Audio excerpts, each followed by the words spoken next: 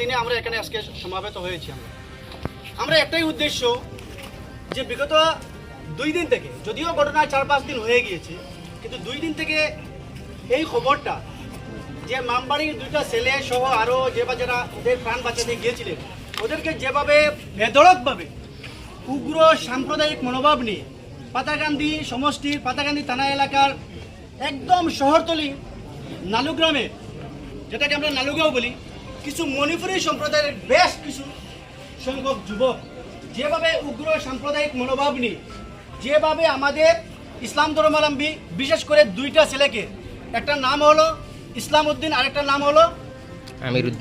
আমির উদ্দিন। একজনের বাবার নাম একরাম উদ্দিন, ইসলাম উদ্দিনের বাবার নাম হলো একরাম উদ্দিন, আর আমির উদ্দিনের বাবার নাম হলো আব্দুল জব্বার। ওদেরকে যেভাবে বেধড়কভাবে মারপিট করে আজকে ওরা বর্তমানে কোথায় আছে আমরা সবাই জানি। শিলচর মেডিকেল কলেজে হাসপাতালে ওনারা চিকিৎসাধীন, মৃত্যুর সঙ্গে পাঞ্জা লড়ছে। এমন একটা অবস্থায় আছে যে আমরা ভারত স্বাধীন হওয়ার পরে, আজকে ভারত স্বাধীন হওয়ার 77 বছর হয়ে গেছে, কিন্তু অত্যন্ত দুঃখের বিষয় যে মুসলিম জাতি, যে ইসলাম ধর্মাবলম্বী মানুষ সর্বপ্রথম এই দেশ ব্রিটিশকে তাড়াতে গিয়ে এই দেশের স্বাধীনতার ডাক দিয়েছিলেন, হাজার হাজার উলামায়ে কেরামগণ শহীদ হয়েছিলেন, যাদের রক্তের বিনিময়ে আজকে আমরা এই দেশে সুন্দরভাবে আজকে মামবাড়িতে আমরা কথা বলতে পারছি। আজকে যদি এই দেশ যদি ব্রিটিশের অধীনে যদি আমরা থাকতাম, আজকে যদি এই দেশ পরাধীন থাকতো, তাহলে এরকম একটা এনভায়রনমেন্ট আমরা পেতাম না কথা বল। যার কারণে সর্বপ্রথম যে ইসলাম ধর্মাবলম্বী মানুষ যেভাবে এই দেশকে স্বাধীন করার জন্য ডাক দিয়েছিল ব্রিটিশকে তাড়ানোর জন্য, আজকে আমাদেরকে বলা হয় বাংলাদেশি, আমাদেরকে বলা হয় দেশদ্রোহী, আমাদেরকে বলা হয় পাকিস্তানি, আমাদেরকে বলা হয় জিহাদি, এরকম তকমা দিয়ে ওরা বারবার আমাদেরকে হেনস্থা করার চেষ্টা করছে। কিন্তু অত্যন্ত দুঃখের বিষয়, আমার আজহার ভাই কিছু পূর্বে বলেছিলেন যে এরকম মব লিঞ্চিং বা এরকম দুর্ঘটনা আমরা সুদূর উত্তরপ্রদেশ, গুজরাট বা বিহার এরকম জায়গায় আমরা কিছু কিছু দেখতে পেতাম। আজকে অন্তত আক্ষেপের বিষয়, অত্যন্ত পরিতাপের বিষয়, আজকে আমাদের বাড়ি পাতারকান্দিতে, আসিমগঞ্জে, আমাদের পার্শ্ববর্তী এলাকা নালুগাঁওয়ে একটা মণিপুরী অধ্যুষিত এলাকায় যেভাবে যে বর্বর ঘটনা করেছে, সেটা আমরা কল্পনাও করতে পারিনি যে আদৌ কি ঘটনা হয়েছে। কিন্তু বিশ্বাস করতে হবে, আমাদের 2টা ছেলে আজকে মেডিকেলে চিকিৎসাধীন। কিন্তু আমি স্পষ্ট ভাষা আজকে বলে দিতে চাই যে পাতাকান্দির বিধায়ক তথা কর্মতৎপর বর্তমান মন্ত্রী, যিনি গতকালকেও সিলেকশনে পেয়ে গিয়েছেন, আজকে হয়তো ওনার শপথ হবে, ওনার সমষ্টিতে একদম পাতাকান্দি শহরতলি, ব্যাকওয়ার্ড অঞ্চল নয়, একদম পাতারকান্দি শহরতলি একটা গ্রাম নালুগ্রামে যে ধরনের একটা বর্বর ঘটনা ঘটেছে, সাম্প্রদায়িক ঘটনা যারা ঘটিয়েছে, আজকে ওনার আমি মনে করি আজকে পাতারকান্দিবাসী আজকে লজ্জিত, করিমগঞ্জ জেলাবাসী আজকে লজ্জিত। একজন মন্ত্রী থাকা সত্ত্বেও আমরা আশা রাখি, এই মন্ত্রীর সুদৃষ্টি আমরা আকর্ষণ করছি, কৃষ্ণ দোভাল পাতাকান্দিতে বিধায়ক হওয়ার পর থেকে আমরা সত্যি কথা যেটা বলতে গিয়ে, আমি কোনো দলের কর্মী নই, আমি নন পলিটিক্যাল অর্গানাইজেশন করি, আমসু করি, আমি একটা স্পষ্টভাবে বলে দিতে চাই, সত্যি কথা বলতে গিয়ে পাতাকান্দিতে কৃষ্ণ দোভাল বিধায়ক হওয়ার পর থেকে আমরা দেখেছি যে মস্তান নেই, গুন্ডা ট্যাক্স নেই, ড্রাগসটা অনেক কমিয়ে গিয়েছে।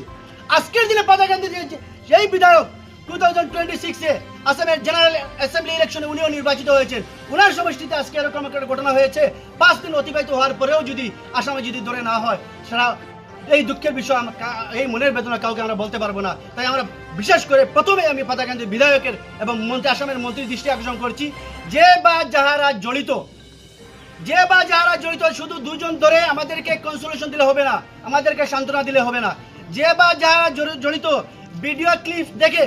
আইডেন্টিফাই করে প্রত্যেককে করায়ত্ত করে আইনের সর্বোচ্চতম শাস্তি দেওয়ার দাবি জানাচ্ছি আমরা। আপনারা কি শাস্তি চান না? দ্বিতীয়